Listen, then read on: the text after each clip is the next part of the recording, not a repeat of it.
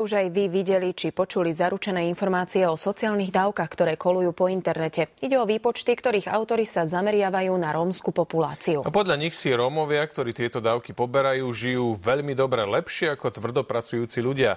Či sú tieto informácie dôveryhodné, to zisťoval Laco Ďurkovič.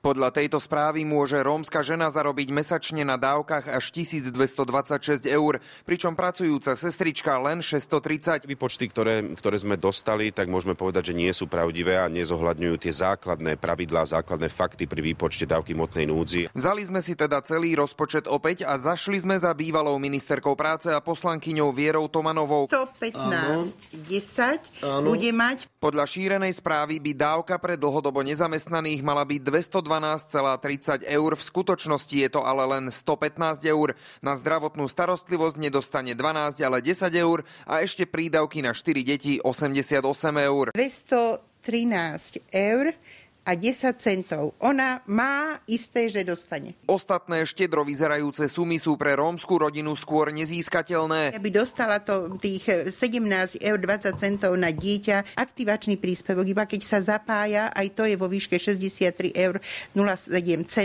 Príspevok na bývanie nedostane, pretože býva v chatrči, nemá kolaudačné rozhodnutie, nemá nájomnú zmluvu, nemá žiadny doklad. Matka musí 1/5 najskôr zaplatiť a potom škola dostane ostatné dotácie na stravovanie dieťaťa. Posledné dve sumy sú úplným výmyslom. Ako náhle by tieto dve dostala, už nedostane žiadnu pomoc v hmotnej núdzi. Konečný výsledok dávok a podpor je maximálne 261,90 eur pre 5 ľudí. To sú dvaja rodičia plus 5, 10 alebo 15 detí. UNDP si dala urobiť unikátny prieskum vo viac ako 1000 rodinách z rómskych osád. Príjem rómskej rodiny v segregovanej osade je 99 a domácnosti, ktoré sú biele, majú 305 v priemere. A to sú porovnateľné lokality. Celkovo paradoxne Rómovia nečerpajú ani 30% dávok, na ktoré majú nárok. Naozaj žije v tej skupine 150 až 300 eur, čo je hrozne málo vlastne na slovenské pomery. Správy o štedrých dávkach pre Rómov sú tak iba klamlivými pamfletmi s cieľom rozoštvávať rasistické vášne. Sa tu spája toto také naše